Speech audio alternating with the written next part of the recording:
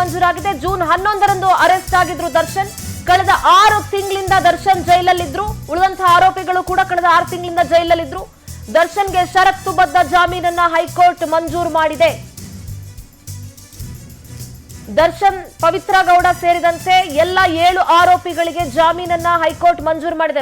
ಈ ಪ್ರಕರಣದ ಪ್ರಮುಖ ಆರೋಪಿಗೆ ಜಾಮೀನು ಸಿಕ್ಕಿದೆ ಅಂತ ಅಂದ ಮೇಲೆ ಉಳಿದಂತಹ ಆರೋಪಿಗಳಿಗೂ ಕೂಡ ಜಾಮೀನು ಸಿಗುತ್ತೆ ಅನ್ನುವಂಥದ್ದನ್ನ ನಾವು ಆಗ್ಲಿಂದ ಮಾತನಾಡ್ತಾ ಇದ್ವಿ. ಜೂನ್ 11ರಂದು ದರ್ಶನ್ ಅರೆಸ್ಟ್ ಆಗಿದ್ರು. ಈಗ ಕಂಡೀಷನ್ ಬೇಲ್ ಅನ್ನ ನೀಡಿದೆ. ಕಳೆದ 6 ತಿಂಗಳಿಂದ ಜೈಲಿನಲ್ಲಿದ್ರು.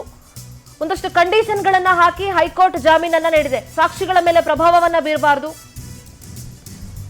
ವಿದೇಶಕ್ಕೆ ಹೋಗಬಾರದು, ಈ ರೀತಿಯಾದಂತಹ ಒಂದಷ್ಟು ಕಂಡೀಷನ್ಗಳನ್ನ ಹಾಕಿರಬಹುದು. ಷರತ್ತುಬದ್ಧ ಜಾಮೀನನ್ನ ಮಂಜೂರು ಮಾಡಿದೆ ಹೈಕೋರ್ಟ್. ದರ್ಶನ್ ಅವರ ಪತ್ನಿ ವಿಜಯಲಕ್ಷ್ಮಿ ಬಹಳಷ್ಟು ಶಕ್ತಿ ದೇವತೆಗಳ ಮೊರೆ ಹೋಗಿದ್ರು, ಹೇಗಾದ್ರೂ ಮಾಡಿ ದರ್ಶನನ್ನ ಈ ಸಂಕಷ್ಟದಿಂದ ಪಾರು ಮಾಡ್ಕೊಂಡು ಬರಬೇಕು ಅಂತ. ರೇಣುಕಾಸ್ವಾಮಿ ಕೊಲೆ ಪ್ರಕರಣದಲ್ಲಿ 2ನೇ ಆರೋಪಿಯಾಗಿದ್ರು ನಟ ದರ್ಶನ್.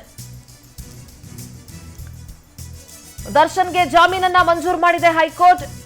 A1 ಪವಿತ್ರ ಗೌಡಗೂ ಕೂಡ ಜಾಮೀನು ಸಿಕ್ಕಿದೆ. ರೇಣುಕಾಸ್ವಾಮಿ ಕೊಲೆ ಪ್ರಕರಣದ 2ನೇ ಆರೋಪಿಯಾಗಿದ್ದಂತಹ ದರ್ಶನ್ ಜಾಮೀನನ್ನ ಪಡ್ಕೊಂಡಿದ್ದಾರೆ.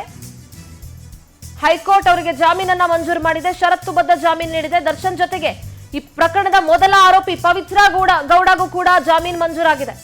ಸುಬ್ಬ ಮತ್ತು ಸುಬ್ಬಿ ಇಬ್ರು ಕೂಡ ರಿಲೀಫ್ ಆಗಿದ್ದಾರೆ. ಬಿಗ್ ರಿಲೀಫ್ ನೀಡಿದೆ ಹೈಕೋರ್ಟ್ ಇಬ್ರಿಗೂ ಕೂಡ.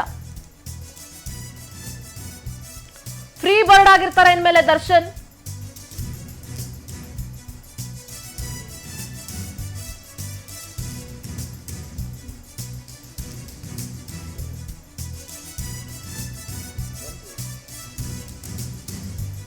ರೇಣುಕಾಸ್ವಾಮಿ ಕೊಲೆ ಪ್ರಕರಣದಲ್ಲಿ 2ನೇ ಆರೋಪಿಯಾಗಿದ್ರು ದರ್ಶನ್ ಮತ್ತು ಮೊದಲ ಆರೋಪಿಯಾಗಿದ್ರು ಪವಿತ್ರ ಗೌಡ. ಸುಬ್ಬ ಮತ್ತು ಸುಬ್ಬಿಗೂ ಇಬ್ರಿಗೂ ಕೂಡ ಬಿಗ್ ರಿಲೀಫ್ ನೀಡಿದೆ ಹೈಕೋರ್ಟ್.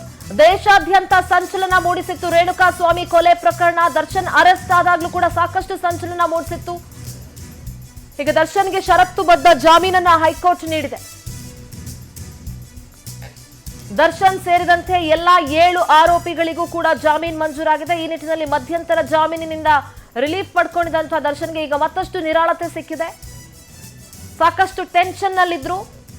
ದರ್ಶನ್ಗೆ ಜಾಮೀನನ್ನ ಮಂಜೂರು ಮಾಡಿದೆ ಹೈಕೋರ್ಟ್.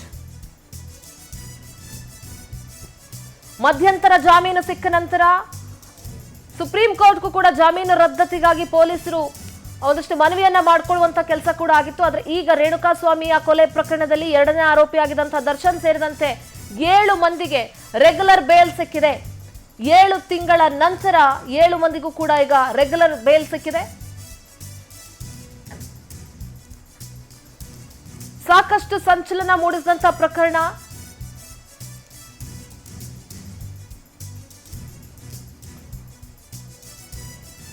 ರೇಣುಕಾಸ್ವಾಮಿ ಕೊಲೆ ಪ್ರಕರಣದಲ್ಲಿ 2ನೇ ಆರೋಪಿಯಾಗಿದ್ರು ದರ್ಶನ್. ಕಳೆದ 6-7 ತಿಂಗಳಿನಲ್ಲೂ ಕೂಡ ಜೈಲು ವಾಸದಲ್ಲಿದ್ರು.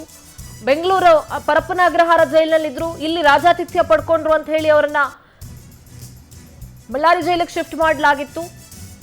ಸುಬ್ಬ ಮತ್ತು ಸುಬ್ಬಿಗೆ ಬಿಗ್ ರಿಲೀಫ್ ನೀಡಿದೆ ಹೈಕೋರ್ಟ್. ದರ್ಶನ್ಗೆ ಷರತ್ತುಬದ್ಧ ಜಾಮೀನನ್ನ ಮಂಜೂರು ಮಾಡಿದೆ ಹೈಕೋರ್ಟ್. ದರ್ಶನ್ ಮತ್ತು ಪವಿತ್ರ ಗೌಡ ಸೇರಿ 7 ಮಂದಿಗೂ ಕೂಡ ಜಾಮೀನು ಸಿಕ್ಕಿದೆ.